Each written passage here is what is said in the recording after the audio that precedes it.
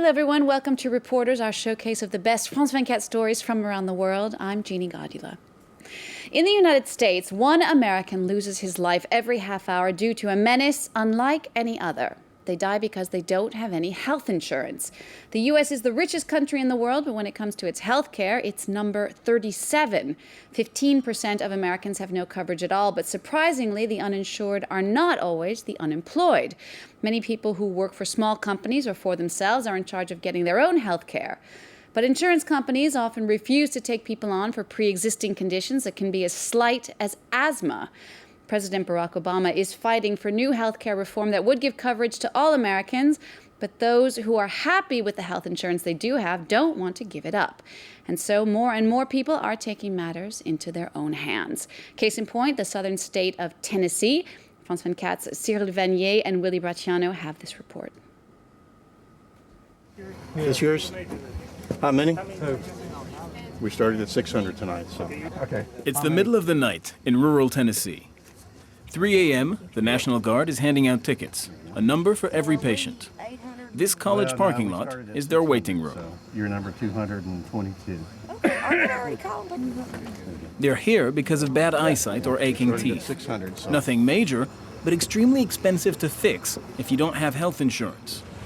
Word has spread that there would be free health care this weekend. That's why 400 people are sleeping in their cars on a normally deserted parking lot on a Saturday morning in September.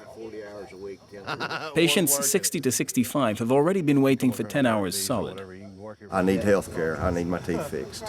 And I can't get it anywhere else but here. It's free. I can't pay for it. I can't afford to pay for it. If you've got an opportunity like this, you need to take it. You know, you can't just let it slide by. So coming here early and waiting for hours is well worth it.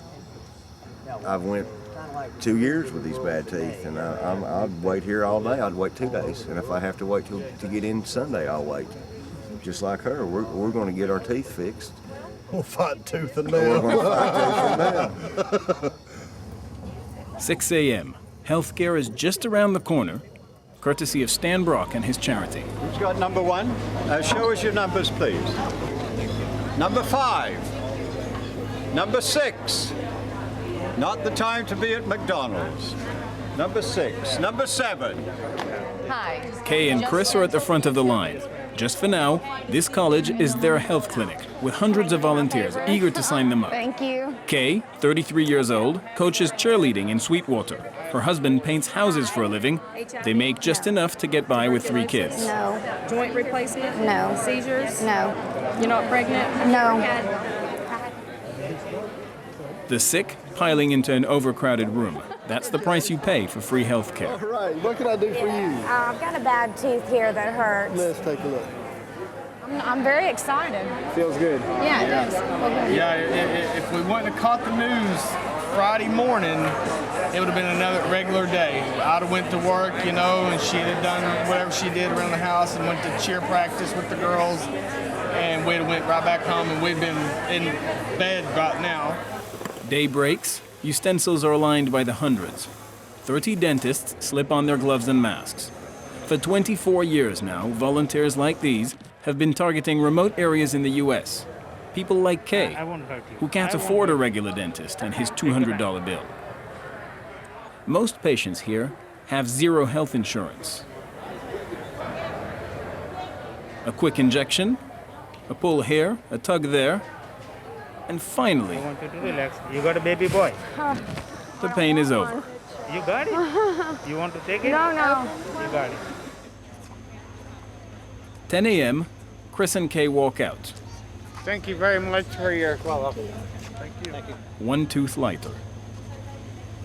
It's frustrating to go through that level, you know, to work as much as we do, to pay our taxes, to be involved in the community and try to give back. You know, we're good people. We try to do our best, and it's just frustrating that you got to go through this kind of extreme just to maintain that healthy lifestyle. It's disheartening. Total tally, 700 patients treated. One big step for a small town in the prairies of Tennessee, but a tiny step for America. Out of 300 million Americans, 47 million have no health coverage. Not from the state, not from their employer, and certainly not from private insurance companies. So when these Americans get sick, they can count on no one but themselves. It's true in remote parts of Tennessee, and it's true in big cities like Nashville, state capital, and the home of country music. 1 in 3 people here have no health coverage. Usually, that person has a job and earns a living. Welcome to Randy's Auto Shop. Randy used to sell spare parts and fix cars. He always wanted to start his own garage, and now he's the boss. We're going to go ahead and replace that inlet hose for the injection pump. That'll be it. His 2 employees work hard. He has loyal customers. That'll do it. Business is You good. can go ahead and get through that. It's doing good. Yeah, I got 2 guys here. You know, they're helping. It's doing real well, really. I don't have to worry a lot about, you know, too much. Randy once offered Wendell medical insurance. It would cost them both $200 a week. That's a quarter of Wendell's pay, so he decided to go without. So it's kind of like walking through a minefield, I guess you'd say. You know, I mean, it's just a chance I have to take, you know, because, you know, so far in my life, I've not had any major health issues, you know, and that's not to say an hour from now I could have a major health issue, but, you know, and then, you know, I would really, it would just be catastrophic, you know, as far as the money. Randy's crunched his numbers. Business is good, but not so good that he can afford to cover his 2 employees. In fact, covering one of them would probably mean firing the other. I'm not responsible for it. Everybody up and down these roads that's got a job, probably half of them or more don't have insurance. And it's not because they don't want it, it's because of the way the system is. Can't afford it. It's too high. Yeah, I can't buy it and say, here you go, here's your insurance. We don't make enough money in here to do that. Yet Randy knows better than most the cost of having no insurance. The garage was his dream, but it almost killed his wife. 6 years ago, Laura quit her job and the health coverage that went with it to help her husband set up the business. 2 months later, she was diagnosed with colon cancer. She got through it, but now insurance companies refuse to cover her. That's a good boy, yes. I heard it was 5 years after you have cancer, then you could get insurance again. So my 5th year was up in February, and so I started calling for insurance, and then I hear, no, it's 10 years before you can get insurance. So I've got another 5 years to wait. It's an awful long time to go without any care at all. Even if you're healthy, you need to see a doctor periodically. Cancers can come back, but without insurance, Laura can't afford the $9,000 for a regular checkup. If I don't feel good, if I'm tired, you know, I think, well, you know, what if it's come back? What am I gonna do? You know, nobody's gonna take me. Government's not gonna help. The thing I'm most scared about is that, yeah, it's gonna come back and it's gonna be too late because I can't get tested.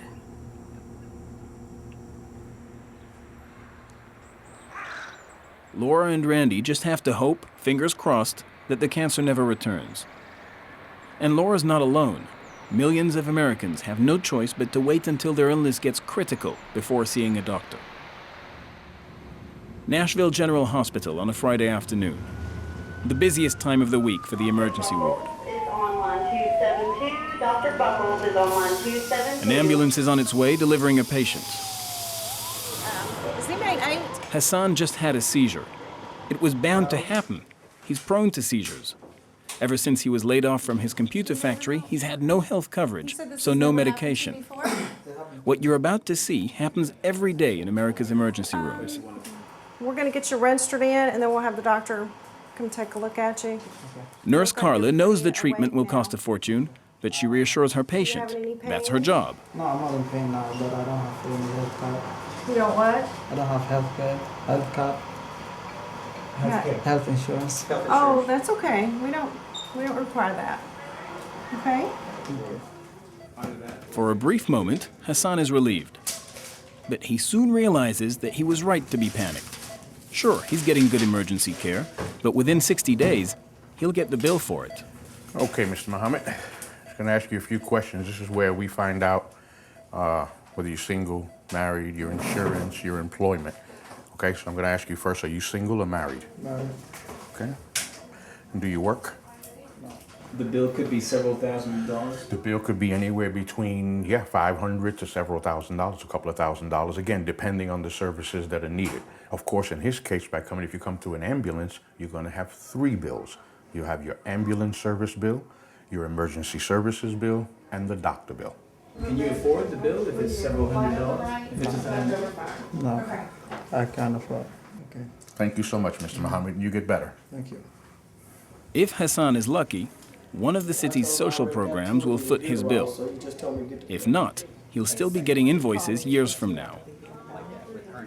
Medical debt only disappears when the patient dies. That's what happened 400 kilometers east, still in Tennessee, to Nikki White. In the summer of 2005, Nikki was 31. She dreamed of becoming a doctor. But she had lupus, a serious illness, but if treated properly, not fatal. Over the summer, it got worse. As this letter shows, that's when she lost the health coverage the state had been providing.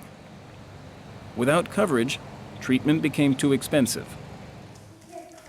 Her general practitioner, Dr. Crawford, had her last appointment with Nikki in September 2005. Doctor or provider. She loses her insurance. She doesn't get the testing that she needs to make sure there is no inflammation in her body from her lupus or the side effects from the strong medication that she's on. 2 months later, Nikki collapses. She spends 6 months in critical care. It costs the hospital $900,000, but it comes too late. On May 28, 2006, Nikki's heart stops. Nikki didn't die from the complications of lupus. Nikki died from the complications of a failing healthcare system. She died because she didn't have access and affordability to the medical care that she needed when she needed it. According to the National Academy of Sciences, in the United States, due to lack of health insurance, another Nikki dies every 30 minutes.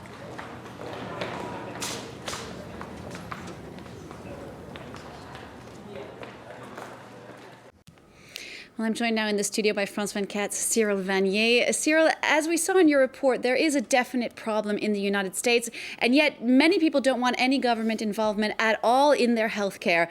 Bluntly speaking, why don't more Americans understand what's going on? Well, it's true that a lot of Americans feel that the current system is flawed, but they're afraid it could be even worse after a reform. Many are afraid that they're going to have to pay higher taxes, that it will cost them more money. And there's also one other very important element, which is general American reticence towards government intervention. It seems like many people would rather take their chances with in a system that encourages entrepreneurship and gives them a chance to set up their own business, as we saw with Randy and his auto shop. They would rather take their chances in that system than with a system that has more government intervention. So now, what do you think, having been there? Will President Obama succeed with healthcare reform, which is one of the main goals of his presidency, or will this become his own personal Waterloo, as one legislator described it? Republicans are hoping that Obama is going to get a drubbing. Now, it's true that Democrats have been trying to achieve some kind of reform of the health care system for over 75 years, and they haven't managed to do it. I mean, we remember Bill Clinton 12 years ago.